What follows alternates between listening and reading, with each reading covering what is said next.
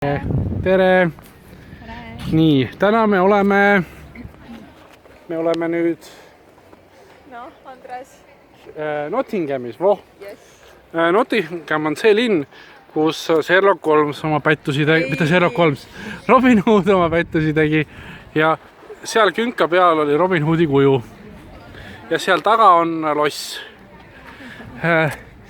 Nii, me käisime ennem Walleni lossis. Ma ei tea, mingi Wallenton või Wallenton, ma ei mäleta nimisega. Ja, aga kui sulle see nimi meelde ei jää, siis võid seda ka Wayne Manoriks kutsuda. Nimelt see on see hoone, kus viimases Batmani filmis Bruce Wayne elas. Ja kus juures selle Batmani see elukoha linn pidi ka olema idee saanud mingist nimest, mis asub kuskil siin lähedal. Nii et me käisime täna hommikul seal. Suht pikk jalutuskäik oli. Alguses läksime trammiga ja puha ja siis, mis siin Nottinghamis veel huvitavat on? Koopad. Jah, koopad. Me käisime Nottinghami koobastes. Nimelt siin linna all on liivakivi. Liivakivi siis on uuristatud palju. Ja mis siin öeldigi, et pidi olema Inglismaa kõige koobaste rohkem selline liivakivist pinnas. Et need on siin nagu aastatuhandeid uuristatud. Ja siis siin on üks kaubanduskeskus, kus sa saad sinna koobastesse sisse minna. Need põhimõtteliselt kaubanduskeskus on täpselt koobaste peale ehitatud. Ja siis need on need nii-öelda inimestele sissepääsetavaks tehtud. See on niisugune väikene kooparing. See on see kõige vanem pubi. 1189, päris vana. Päris hea näeb välja. Praegu, äkki näeb lossi ka.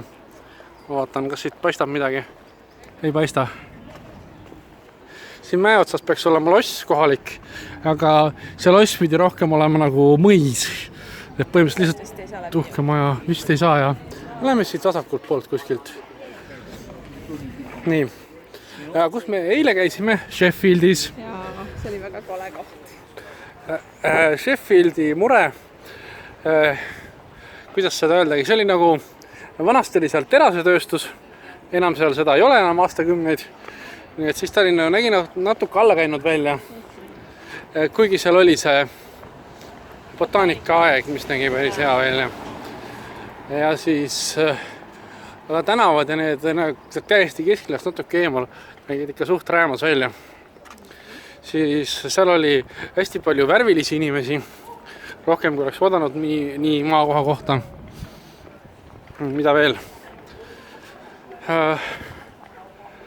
Sheffieldis oli see lahe sild. Põhimõtteliselt neil läks jalakäija sild, läks risti üle jõe.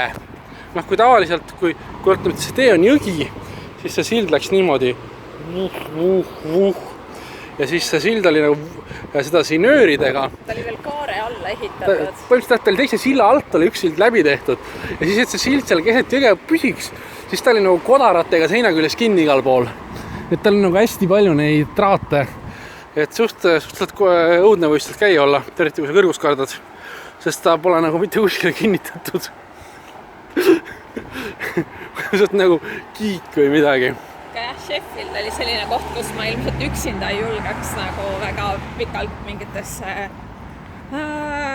linnaosadesse rännata, sest et seal oli seda hotelli ees olid mingisugused gängid ja ei jätnud nagu sellist head muljet. Ja siin on mingi dinosauruste näitlus oli seal Manoris. Me käisime seda ka vaatamas. Siit ma olen lähemale korra. Filmin seda ka. Tundub, et siin on ka neid liivakoopaid natuke. Aga siin on nagu mingid võred ja asjad ees, et siit vist väga sisse ei saa. Kuule, nüüd on isegi seda kohalikku lossi natuke näha. Kaamerasse ei paista, sest ta on seal põõsu taga. Aga Inglismaal on telefoniputkad veel alles, mis on ka huvitav. Ja üks asi, mida ma olen tahtnud mainida, olen unustanud. Inglastel on väga huvitav arusaam kirikutest. Nimelt ma arvan, et asi on selles, et nendel on suurem kultuuripärand kui Eestis ja neil neid vanu kirikuid, neid jääb nagu üle kogu aeg. ja nendega pole mitte midagi tarka peale hakata. Siis nad teevad sinna, siis ma arvan, et kirikud on need hooned maha müünud ja siis nad teevad sinna nagu muid asju. Ja näiteks ühes kirikus oli tehtud kunstimuuseum, kõik väljast nägi nagu kirik ja välja ja kui sisse lähed, siis seal olid nagu pildid igal pool ja said neid vaadata. Edasi, ühest kirikust oli tehtud baar. Seal oli kohe kirjas, et disko ja tule kirikusse diskot panema ja siuke täiesti näljakas. Siis mida veel? Siis ma ei mäleta, kas ma seda mainisin, aga inglased ehitavad uusi kirikuid. Näiteks, mis see koht oligi? Leedsi või? Liverpooli katedraal. See ehitati nagu 70 aastat, aastast 900 kuni 1970. Need põhimõtteliselt 40 aasta eest avati. Et see oli nagu päris huvitav. Aga okei, praeguseks vist kõik.